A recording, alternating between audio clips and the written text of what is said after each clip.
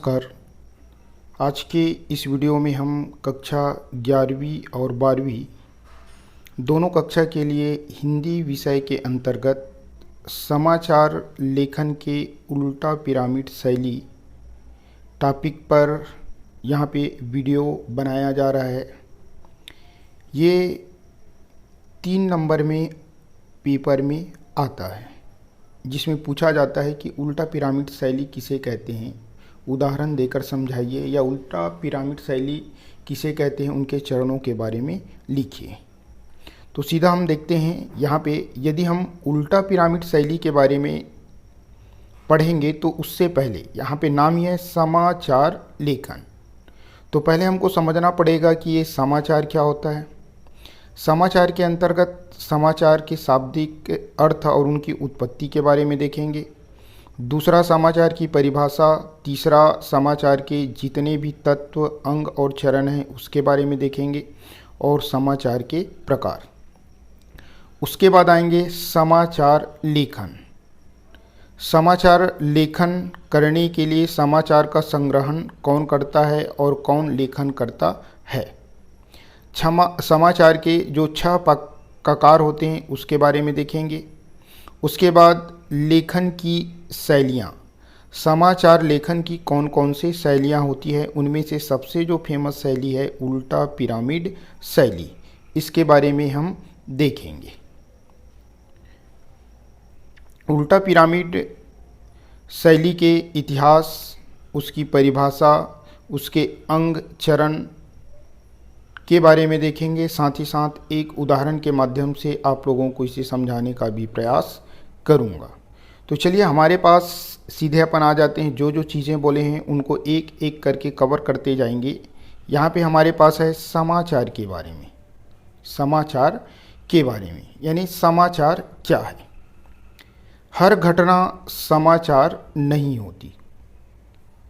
हर घटना जो है समाचार नहीं होती। समाचार के रूप में उन्हीं घटनाओं, सूचनाओं और मुद्दों को चुना जाता है जिन्हें जानने के लिए अधिक से अधिक लोगों में रुचि हो। यानी ऐसी घटना, समाचार या सूचना जिसको जानने के लिए अधिक से अधिक लोगों में रुचि होती है। किसी घटना को समाचार बनने के लिए उसमें कौन कौन से तत्व समाहित होना जरूरी है। तो यहाँ पे है हमारे पास नवीनता, जनरुचि, जिज्ञासा का होना जरूरी है। तभी कोई सूचना जिसमें बहुत से लोगों की रुचि हो, बहुत से लोग उनसे प्रभावित हो, तब वो समाचार का रूप धारण कर लेता है। उसके बाद देखते हैं उत्पत्ति एवं शाब्दिक अर्थ। समाचार को हिंदी में यदि हम संधि विच्छेद करके देखें तो सम धन आचरण, अर्थात समान रूप से आचरण को प्रकट करना। समान रूप से आचरण करना अर्थात बिना पक्षपात के, जैसे 2 पक्ष है तो दोनों पक्षों के बातों को सुनना, दोनों पक्षों के बातों पे विचार करना और उसके बाद अपना राय प्रकट करना। समाचार को अंग्रेजी में न्यूज़ कहते हैं, और ये न्यूज़ शब्द हिंदी अनुवाद है। किसका हिंदी अनुवाद है?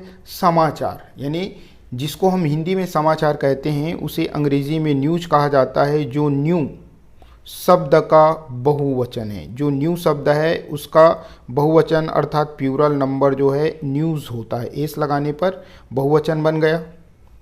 कोई खबर या कोई सूचना न्यू होने पर न्यूज होता है। यानी कोई खबर या कोई सूचना या कोई जानकारी जो है अगर न्यू होगा तो वही आगे चलकर न्यूज बनता है।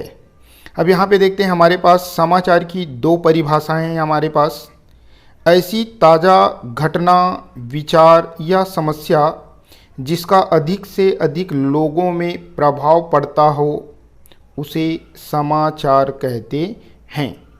यानी ऐसी घटना, ऐसे विचार या ऐसी समस्या जिनका अधिक से अधिक लोगों में रुचि हो और वो अधिक से अधिक लोगों के ऊपर प्रभाव डालता है तो उसे समाचार कहते हैं। सिंपल से शब्दों में यदि हम देखें तो प्रेरक और उत्तेजित कर देने वाली हर सूचना, प्रेरक और उत्तेजित कर देने वाली हर सूचना समाचार है। इस प्रकार से यहाँ पे हमारे पास समाचार की दो परिभाषा हुआ। अब आगे बढ़ते हैं। आगे बढ़ते हुए हम देखेंगे समाचार के अंगों के बारे में, समाचार के जो तत्व हैं, अंग है और उनके चरण के बारे में। यहाँ पे केवल नाम का ही जिक्र करूँगा, थोड़ा थोड़ा समझाते हुए ही आगे बढ़ूँगा। जैसे हमारे पास है पहला, नवीनता। कोई भी घटना, कोई भी समस्या समाचार का रूप कब धारण करता है? जब वो नवीन हो, यानी न्यू से न्यूज़ बनता है वाला, यानी कोई चीज़ नया होगा जिसमें लोगों की रुचि और बहुत सारे लोगों के ऊपर प्रभाव डालेगा, तो वो क्या होगा? हमारे पास समाचार होगा, यानी नवीनता का गुण होना चाहिए। दूसरा है निकटता, यानी समाचार ऐसे होना चाहिए जिसमें बहुत से लोगों का निकटता से संबंध हो। जैसे मान लीजिए कोई हवाई जहाज़ जा रहा है, उसमें बहुत सारे लोगों की सगा संबंधी बैठा हुआ है। अगर वो हवाई जहाज़ क्रैश हो जाता है तो उससे संबंधित सभी निकटतम व्यक्ति का उस समाचार के प्रति इंटरेस्ट रहेगा, उस समाचार को सुनेगा और देखेगा। उसके बाद है प्रभाव। समाचार जो है कितने लोगों को प्रभावित करता है, ये उनके ऊपर डिपेंड करता है। जन रुचि, यानी कितने लोग उस सूचना, उस समस्या, उस समाचार के बारे में रुचि रखते हैं। उसके बाद है पांचवा, टकराव या समस्या। जैसे चुनाव के समय नेताओं के बीच वाद विवाद होता है, एक दूसरे के ऊपर आरोप प्रत्यारोप लगाते हैं, तो ऐसी चीज़ों के ऊपर लोगों की बहुत रुचि होती है। इन चीज़ों को लोग बड़े ध्यान से सुनते हैं। अब उसके बाद है हमारे पास छठवां, महत्वपूर्ण लोग। जैसे हमारे भारतवर्ष में जितने भी महत्वपूर्ण लोग हो, जैसे कोई क्रिकेट खिलाड़ी हो सचिन तेंदुलकर, या हमारे देश के प्रधानमंत्री नरेंद्र मोदी जी हो, तो नरेंद्र मोदी जी से रिलेटेड अधिकांश घटना, अधिकांश समस्या या अधिकांश चीज़ें जो है समाचार के रूप में परिणित हो जाता है। उपयोगी जानकारी, जो भी चीज़ें उपयोगी होती है उसे लोग जो है सूचना के रूप में, समाचार के रूप में ग्रहण करते हैं। अनोखापन, यानी कोई चीज़ जिसमें नयापन महसूस हो, उन चीज़ों को समाचार के रूप में लिया जा सकता है। जैसे मान लीजिए वर्तमान में हुआ क्या, इस साल राजस्थान में रेगिस्तान है और वहाँ वर्षा कम होती है, लेकिन इस साल इतना वर्षा हुआ कि वहाँ बाढ़ आ गए, लोग बाढ़ के कारण से परेशान हो गए। यानी एक अनोखी घटना है, जहाँ वर्षा नहीं होता था वहाँ इतना वर्षा हुआ और बाढ़ आ गए, तो वो भी समाचार बन जाता है। पाठक वर्ग, कोई भी समाचार पत्रिका वाले कोई भी चीज़ छापते हैं, उनको पढ़ने वाले लोग कैसे हैं, किसमें इंटरेस्ट लेते हैं, किस उम्र के लोग हैं, उसके आधार पे समाचार पत्रिका को अपने समाचार को प्रकाशित करना होता है। नीतिगत ढांचा, समाचार संगठन बनाने वाले लोग अपने नियम के आधार पे अपने समाचार पत्रिका को आगे बढ़ाने का काम करता है, तो उसी नियम के आधार पे वो लोग आगे बढ़ते हैं। साथ ही साथ जो समाचार की जो आचार संहिता होती है उनका भी पालन उन लोगों को करना पड़ता है। अब यहाँ पे है हमारे पास समाचार के प्रकार। समाचार के प्रकार, तो 4 प्रकार के हमारे पास समाचार होते हैं। पहला, स्थानीय या आंचलिक समाचार। दूसरा, प्रांतीय समाचार। तीसरा, राष्ट्रीय समाचार। और चौथा, अंतर्राष्ट्रीय समाचार। अब यहाँ पे आप लोग केयर कीजिए, स्थानीय समाचार, स्थानीय यानी अपने आसपास के। जैसे हम कोई गांव में रहते हैं तो उस गांव के आसपास के शहर या उस जिला लीजिए, हम जिस गांव में रहते हैं वो गांव जिस जिले के अंतर्गत आते हैं, तो जिले के अंतर्गत जितने भी समाचार होगा वो स्थानीय और आंचलिक समाचार कहलाएगा। जैसे समाचार पत्रों में एक पेज जो है या एक पत्ता जो है आपका आंचलिक समाचार के रूप में रहता है। अब जिले से मिलकर राज्य बना होता है। राज्य अर्थात प्रादेशिक या आपका प्रांतीय समाचार। पूरे जिले, राज्य में जितने भी जिले आते हैं उनके मुख्य समाचारों को यदि समाचार के रूप में स्थान देते हैं तो वो समाचार आपका प्रादेशिक समाचार कहलाएगा। और राज्यों से मिलकर बनता है कोई भी राष्ट्र, कोई भी देश। तो देश से संबंधित सभी राज्यों से संबंधित जितने भी समाचार वगैरह जो मुख्य चीज़ें होती हैं उनको प्रिंट किया जाता है समाचार में, वो राष्ट्रीय समाचार कहलाते हैं। और राष्ट्रों से मिलकर बनता है देश, विश्व। राष्ट्रों से मिलकर पूरी दुनिया बनता है, पूरा विश्व बनता है। तो विश्व से संबंधित जितने भी समाचार होते हैं वो अंतर्राष्ट्रीय समाचार के अंतर्गत आते हैं। अब अपन आगे बढ़ते हैं, ये तो समाचार के बारे में हुआ। अब हम देखते हैं समाचार लेखन। समाचार लेखन, समाचार लेखन के अंतर्गत हम ये देखते हैं कि संवाददाता या जो रिपोर्टर होता है वो समाचार का संग्रहण और लेखन करते हैं। समाचार को एकत्रित करने का काम और अपनी भाषा में लिख कर उसे संपादक के पास भेजने का काम जो करता है वो संवाददाता और क्या है, रिपोर्टर है। उसके बाद संपादक के पास जब उनको भेजता है तो संपादक मंडल के अंतर्गत बहुत सारे लोग होते हैं जो संवाददाता के द्वारा भेजे गए जो समाचार है उसमें जो त्रुटि रहता है उन त्रुटियों को, उन अशुद्धियों को हटाकर उसको छापने लायक बनाता है। तो यहाँ पे देख लेते हैं हमारे पास संपादन। संपादन का अर्थ है किसी सामग्री से उनकी अशुद्धियों को दूर करके उसे पढ़ने योग्य बनाना। ये संपादक और संपादक मंडल के लोगों का काम है। और संपादक मंडल के अंतर्गत क्या क्या आते हैं हमारे पास? संपादक, उप संपादक, सहायक संपादक, संयुक्त संपादक, विशेष संपादक, मुख्य संपादक, संवाददाता, प्रूफ रीडर। ये सभी लोग संपादक मंडल के अंतर्गत आते हैं जिनका काम है अशुद्धियों को दूर करके उस समाचार को पढ़ने योग्य और प्रिंट करने योग्य बनाना। उसके बाद है हमारे पास जो भी समाचार होती है, समाचार लिखते समय समाचार लिखने वाला जो संवाददाता है या रिपोर्टर है उसको त्रुटिविहीन करने वाले जो संपादक मंडल है वे लोग किसी भी समाचार में 6 ककार को देखते हैं, यानी 6 अक्षर या 6 शब्द जो क अक्षर से प्रारंभ होता है। यहाँ पे हमारे पास देखिए क्या है, पहला क्या, दूसरा कौन जिसे किसके साथ भी कह सकते हैं, तीसरा कब, चौथा कहाँ, पांचवा कैसे और छठवां क्यों। तो इस प्रकार से हमारे पास कुल कितने ककार हुए? यहाँ पे हमारे पास हुआ कुल 6 ककार। कितने ककार? 6 ककार।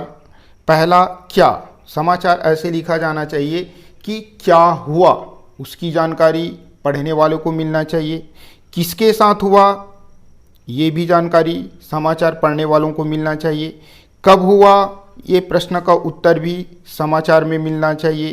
कहाँ हुआ, कैसे हुआ, क्यों हुआ, ये सारे चीज़ों की जानकारी पाठकों को मिलना चाहिए। यहाँ पे हमारे पास जो प्रथम 4 ककार है, ये प्रथम 4 ककार, इन प्रथम 4 ककारों में सूचना और तथ्यों पर आधारित होता है। सूचना के बारे में और तथ्य के बारे में जानकारी मिलती है। और अंतिम जो 2 ककार हैं हमारे पास, कैसे और क्यों, उसमें पूरा विवरण दिया जाता है। अब देखते हैं आगे है हमारे पास समाचार लेखन की शैलियाँ। समाचार लेखन जब किया जाता है तो कितने और किस प्रकार की शैलियाँ हैं? तो यहाँ पे हमारे पास कुल 5 प्रकार के शैलियों के बारे में वर्णन किया जाएगा। पहला है उल्टा पिरामिड शैली, जो सबसे फेमस शैली है, इसी के बारे में अपने को देखना है। दूसरा है सीधा पिरामिड या कथात्मक शैली। सीधा पिरामिड यानी त्रिभुजाकार, ये हमारा कहलाएगा सीधा पिरामिड। इसी को उलट दें तो ये वाला सिंबल हमारे पास कहलाएगा कौन सा पिरामिड? ये कहलाएगा अपना उल्टा पिरामिड। उसके बाद है तीसरा रचनात्मक शैली, चौथा बंद कोष्ठ शैली या जिसे फुल पैटर्न शैली भी कहते हैं, और पांचवा है कहानी शैली, जो पुराने ज़माने के सबसे फेमस शैली है, जिसमें कहानी सुनाया जाता है और अंत में आपको क्लाइमेक्स के रूप में ज़बरदस्त चीज़ें बताकर उसमें रोचकता लाई जाती है। जबकि उल्टा पिरामिड शैली में क्या किया जाता है, जो भी रोचक चीज़ होते हैं उसको शुरू में ही बोल दिया जाता है। यानी कहानी शैली में इधर लास्ट की ओर महत्वपूर्ण बातों को बताया जाता है, तो उल्टा पिरामिड शैली में इसी चीज़ को उलट दिया जाता है। ये निचले वाले भाग ऊपर चला गया तो मान के चलिए इसके शुरू में बता दिए जाते हैं। तो उल्टा पिरामिड शैली के बारे में चलिए हम यहाँ पे देखते हैं इनका इतिहास, इनका प्रारंभ कहाँ और कैसे और किस प्रकार से हुआ। तो 19वीं सदी के मध्य में ये उल्टा पिरामिड शैली समाचार का लेखन प्रारंभ हुआ, जो कहाँ हुआ? अमेरिका में गृह युद्ध के समय हुआ। यानी 19वीं सदी के मध्य अर्थात 1850 के आसपास कहाँ चालू हुआ? अमेरिका में। वर्तमान में 90% समाचार इसी शैली से इसी शैली का प्रयोग करते हैं। यानी वर्तमान में जितने भी समाचार वगैरह छपते हैं उनमें से 90% समाचार पत्र वाले लोग समाचार को 90% समाचार को इसी शैली से क्या करते हैं, छापते हैं। समाचार लेखन की एक विशेष शैली है जिसे उल्टा पिरामिड शैली या अंग्रेजी में इन्वर्टेड पिरामिड स्टाइल कहते हैं। ठीक है, यानी समाचार लेखन की एक विशेष शैली है जिसे उल्टा पिरामिड शैली के नाम से जाना जाता है। यह समाचार लेखन की सबसे लोकप्रिय, सबसे उपयोगी और बुनियादी शैली है। यानी यह शैली कहानी या कथा लेखन की शैली के ठीक उल्टा है, जिसमें क्लाइमेक्स बिल्कुल आखिरी में आता है। इसे उल्टा पिरामिड शैली इसलिए कहा जाता है क्योंकि इसमें सबसे महत्वपूर्ण तथ्य या सूचना यानी क्लाइमेक्स पिरामिड के सबसे नीचे होता है, लेकिन इस पिरामिड को उलट दिया जाता है, अर्थात निचले वाला हिस्सा ऊपर चला जाता है। इसी हिस्से में होती है महत्वपूर्ण चीज़ें, बल्कि इस शैली में पिरामिड को उल्टा कर दिया जाता है। इसी कारण इसे उल्टा पिरामिड शैली कहा जाता है। यानी जो कथात्मक शैली में होता क्या है, ये हमारा पिरामिड हुआ तो यहाँ पे क्लाइमेक्स सबसे लास्ट में दिखाया जाता है, उसके बारे में बताया जाता है। तो उल्टा पिरामिड शैली में क्या होता है, इसी पिरामिड को ही बदल दिया जाता है, यानी निचले वाले भाग को ऊपर ले जाता है और ऊपर वाले भाग को नीचे ले आता है। यानी मान के चलिए कि महत्वपूर्ण जो चीज़ें हैं कथात्मक शैली में नीचे में होता है, तो उल्टा पिरामिड शैली में वही महत्वपूर्ण चीज़ें या क्लाइमेक्स जो है ऊपर चला जाता है, शुरू में चला जाता है। चूँकि इनको उल्टा जाता है, इसी कारण से उनको उल्टा पिरामिड शैली कहा जाता है। ठीक है, चलिए इनका भी परिभाषा देखते हैं आगे। यहाँ पे थोड़ा आप लोगों को चित्र के माध्यम से समझाने का प्रयास करूँगा कि उल्टा पिरामिड शैली में क्या होता है, जो महत्वपूर्ण चीज़ें होती हैं वो ऊपर में होता है, उसके बाद उससे कम महत्वपूर्ण चीज़ों को लिखा जाता है, और उसके बाद जो उससे कम महत्वपूर्ण चीज़ें हैं यानी सबसे कम महत्वपूर्ण चीज़ों को लास्ट में स्थान दिया जाता है। अब यहाँ पे अपने को ये केयर करना है कि जब उल्टा पिरामिड शैली होती है तो जो ऊपर वाले भाग होते हैं इनके चरण या अंग होंगे आपके पास। तो ये ऊपर वाला कहलाता है इंट्रो, बीच वाला कहलाता है बॉडी और लास्ट वाला कहलाता है समापन। 3 इनके भाग हुए। तो इंट्रो में क्या लिखना होता है, जो 6 ककार में से 4 ककार को इंट्रो में हमको जानकारी देना होता है, जिसमें क्या, कौन, कहाँ और कब की उत्तर हमको मिलना चाहिए। जबकि जो बॉडी होता है उस बॉडी में हमें किसके बारे में जानकारी देना है, कैसे और क्यों की जानकारी मिलता है। जबकि हमारे पास जो समापन रहता है उस समापन में तथ्य और स्रोत की जानकारी देना होता है। इस प्रकार से हम कह सकते हैं कि इंट्रो जो रहेगा उसमें क्या, कौन, कहाँ और कब की जानकारी मिलेगा। जो बॉडी रहेगा उसमें कैसे और क्यों की जानकारी मिलेगा। जो समापन रहेगा उसमें तथ्य और स्रोत की जानकारी हमको मिलेगा। चलिए आगे देखते हैं। यहाँ पे इनकी हमारे पास क्या है, परिभाषा है। चलिए परिभाषा में है समाचार लेखन की वह शैली जिसके अंतर्गत सबसे महत्वपूर्ण बात पहले लिखी जाती है, यानी जो मेन महत्वपूर्ण बात है उसको प्रारंभ में ही, शुरू में ही लिखा जाता है, और उससे कम महत्वपूर्ण बात को बाद में तथा सबसे कम महत्वपूर्ण बात को सबसे अंत में लिखी जाती है, उसे उल्टा पिरामिड शैली कहते हैं। यानी समाचार लेखन की वह शैली जिसमें सबसे महत्वपूर्ण बातों को सबसे पहले, उससे थोड़ा कम महत्वपूर्ण बात को उसके बाद, और सबसे जो कम महत्वपूर्ण बात रहेगा उसे अंत में लिखा जाएगा, उसे समाचार लेखन की उल्टा पिरामिड शैली कहते हैं। ये हो गया परिभाषा। अब आगे हम देखते हैं इनके अंग या चरणों के बारे में। अभी जैसे आपको बताया समाचार लेखन के अंग, चरण या पद, 3 पद बताया। पहला आपके पास मुखड़ा या इंट्रो जिसे लीड भी कहते हैं, दूसरा हमारे पास क्या है, निकाय, और तीसरा समापन। तो एक एक को अपन देख लेते हैं थोड़ा डिटेल से। चलिए हमारे पास है पहला मुखड़ा जिसे इंट्रो या लीड भी कहा जाता है। पहले अनुच्छेद या पैराग्राफ की आरंभ की 2-3 पंक्ति को मुखड़ा या इंट्रो कहते हैं। और मुखड़ा और इंट्रो में हमें 4 ककार की जानकारी या सूचना इसमें दी जाती है।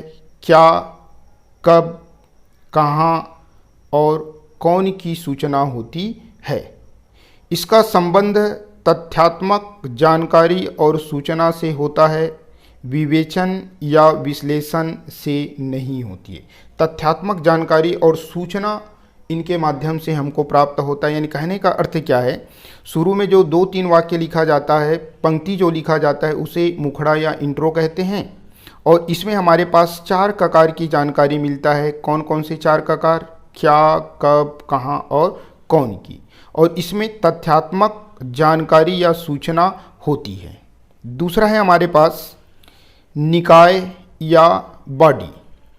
इसमें समाचार का विस्तार या विवरण होता है, जहां हमें 2 ककारों की जानकारी मिलती है। जहां यहाँ पे कैसे को स्थान दिया जाता है, क्यों अर्थात घटना घटने के कारणों का विश्लेषण कैसे के बाद किया जाता है। यानी जो हमारे पास निकाय है, जिसे हम बॉडी कहते हैं, इसमें जो घटना घटित होती है उनका विस्तार और विवरण किया जाता है। पहले तो कैसे के बारे में बताया जाता है, उसके बाद क्यों के बारे में बताया जाता है या लिखा जाता है।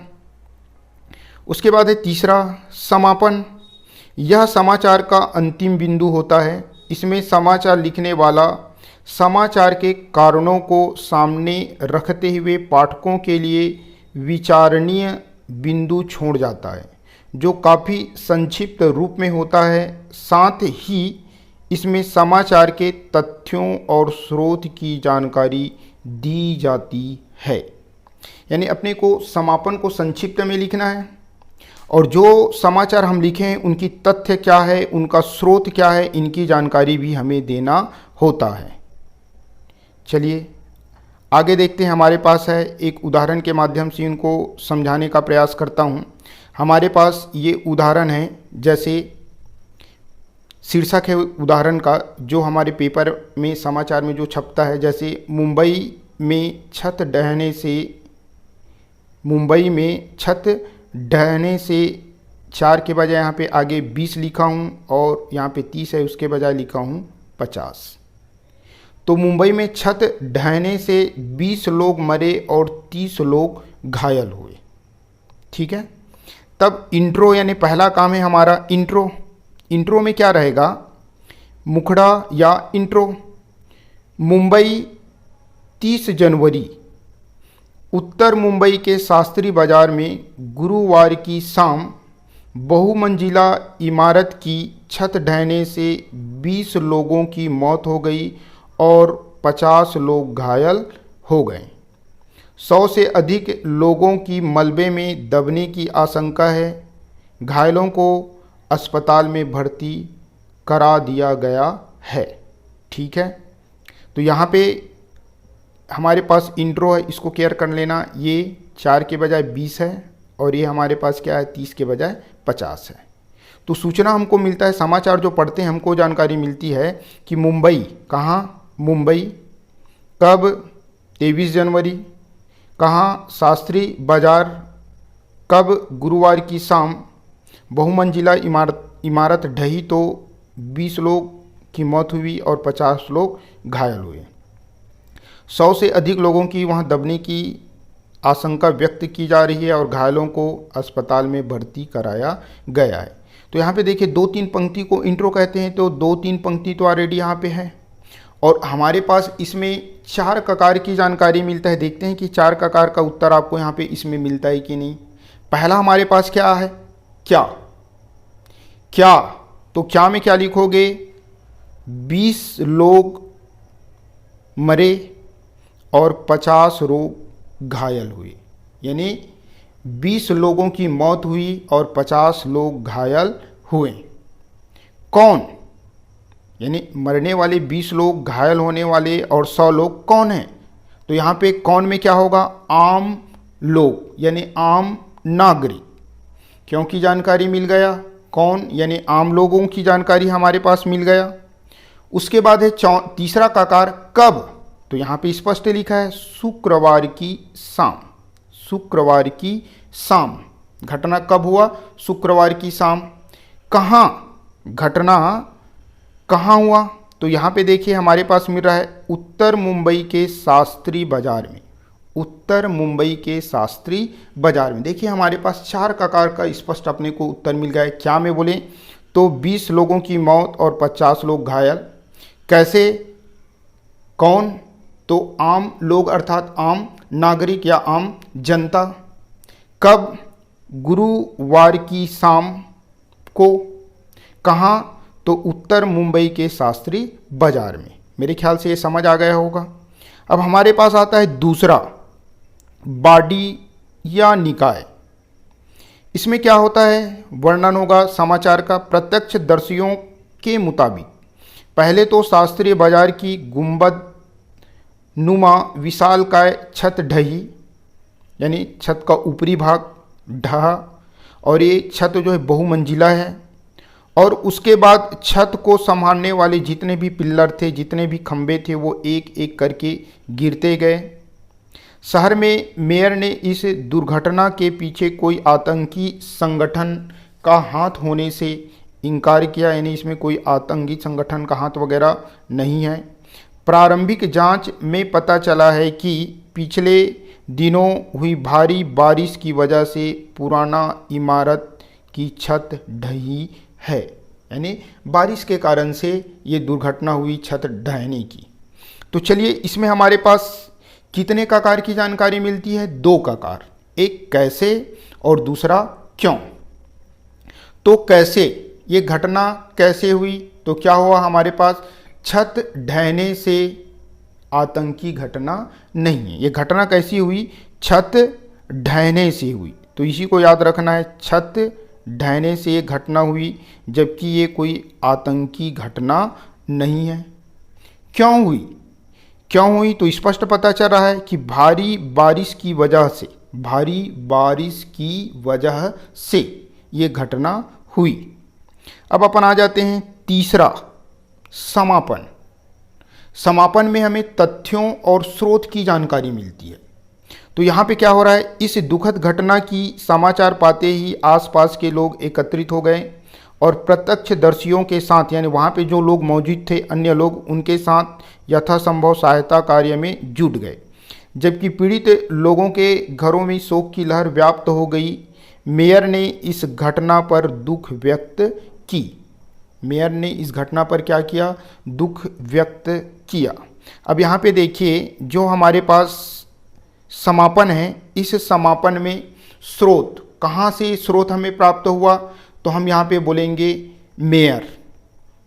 ठीक है, उत्तर मुंबई के जो मेयर है उससे ये जानकारी हमें प्राप्त हुआ। उन्हीं ने बताया कि आतंकी घटना नहीं है, बल्कि एक प्रकार से वर्षा ज़्यादा होने के कारण से इमारत ढह गई। और स्रोत कहाँ से पता चला? प्रत्यक्षदर्शियों, यानी वहाँ पे जो लोग उस मकान को, उस बहुमंजिला इमारत को गिरते हुए देखा, उन लोगों ने भी बताया। तो स्रोत के रूप में हमारे पास मेयर हुआ और प्रत्यक्षदर्शी। तो इस प्रकार से यदि हम देखें तो उल्टा पिरामिड जो शैली होता है, पहला हमारे पास इंट्रो, जिसमें 4 ककार क्या, कौन, कब और कहाँ की जानकारी मिलता है। दूसरा है निकाय या बाडी, जिसमें 2 ककार कैसे और क्यों की जानकारी मिलता है। तीसरा है समापन, जिसमें तथ्य की, स्रोत की जानकारी हमें मिलती है। विश्वास करता हूँ कि आप लोगों को मेरे द्वारा समझाए गए जो उल्टा पिरामिड शैली है समझ में आया होगा। यदि वीडियो आपको अच्छा लगे तो इसे लाइक करें, सब्सक्राइब करें, और इनका नोट्स बहुत अच्छा है।